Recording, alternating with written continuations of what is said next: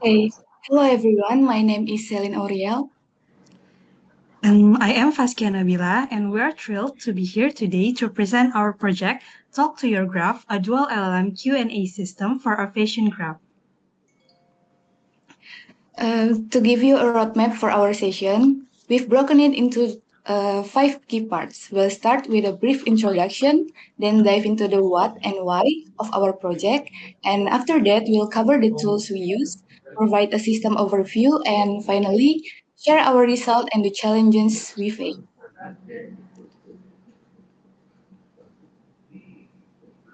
So, to properly introduce ourselves, as you can see, we are undergraduate students from the Information System Department at the 10 November Institute of Technology in Surabaya, Indonesia.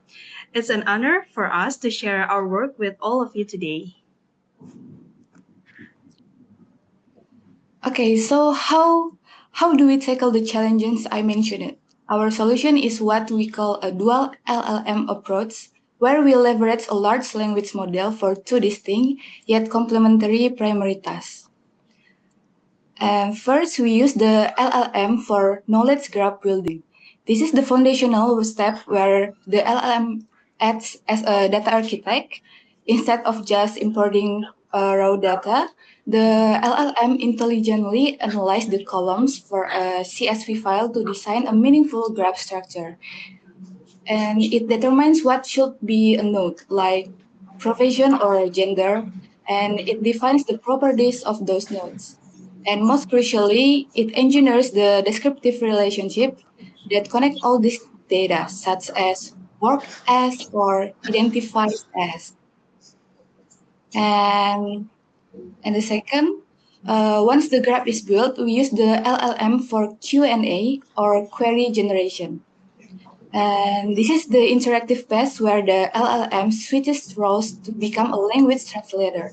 It can take a question in plain, natural language, convert it to a scientifically correct hyperquery, and it's this query that is then executed by Neo4j to fetch the previous answer.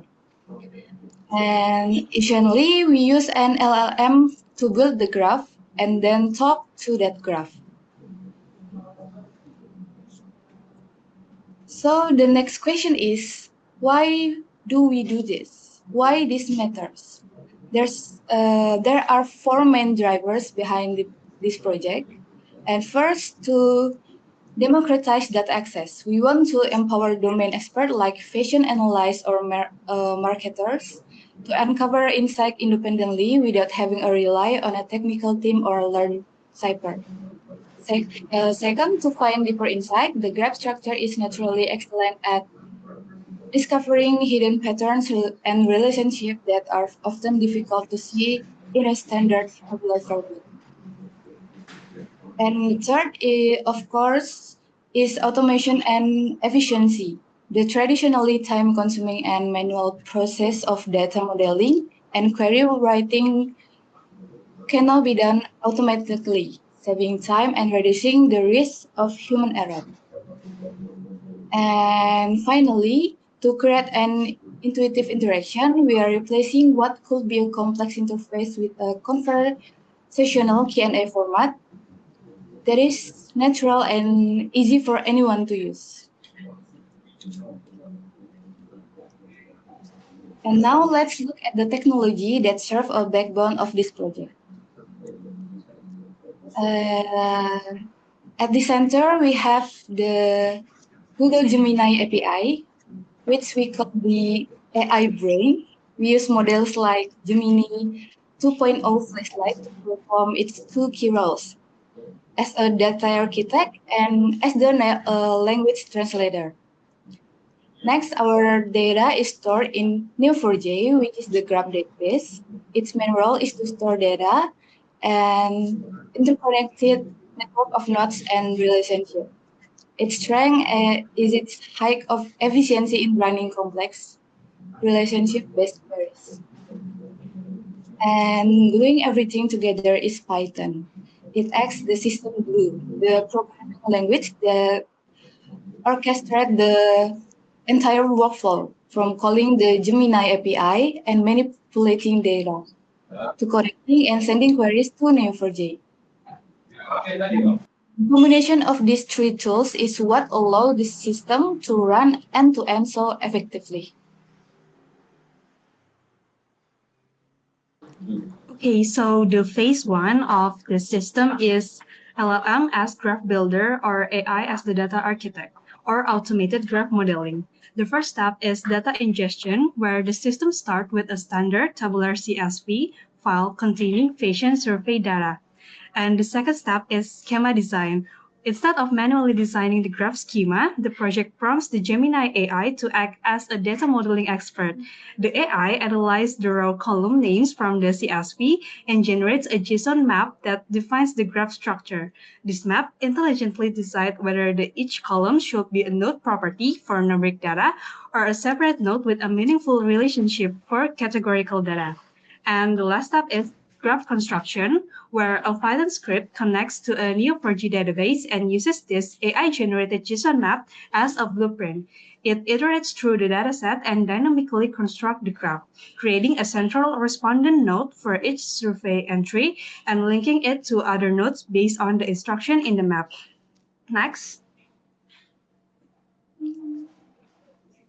Okay, next is the phase two, is AI as the query translator for the interactive Q&A.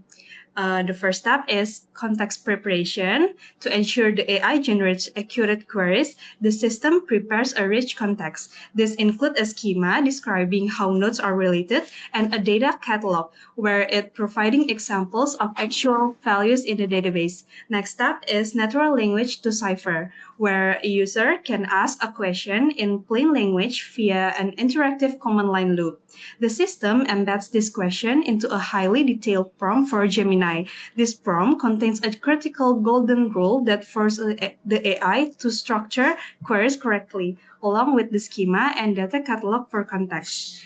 The last step is query and summarization, where the AI translates the user question into a precise cipher query. This query is then executed on the Neo4j database. The raw tabular result is then passed to final AI file, which summarizes the data into a single, easy-to-understand sentence.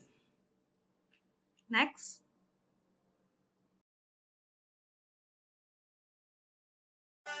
Okay, as you can see, the AI successfully created a perfect star schema. At the center is our main respondent node, representing each individual from the survey. Every surrounding node, like profession, style preference, and shopping location, is a characteristic that connects directly to a respondent. Next.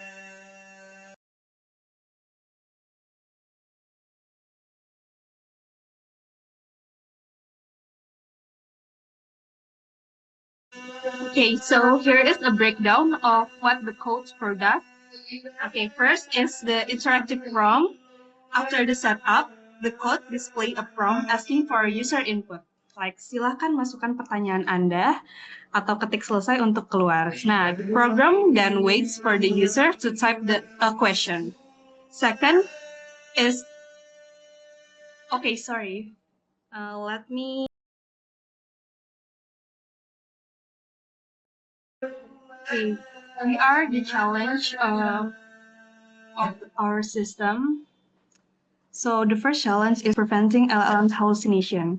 The problem is the LLM will sometimes hallucinate or guess schema details. It might invent property names, node labels, or filter on data values that didn't actually exist in the database. Example, searching for a profession like doctor when the value wasn't in the dataset. So for our solution, we provided the LLM with explicit context in every prompt. The getGraph schema from map function supplies the exact structure of the graph, while the generate data catalog function provides a cheat sheet of real data values. This grounded the AI in reality, drastically improving the accuracy of the generated queries.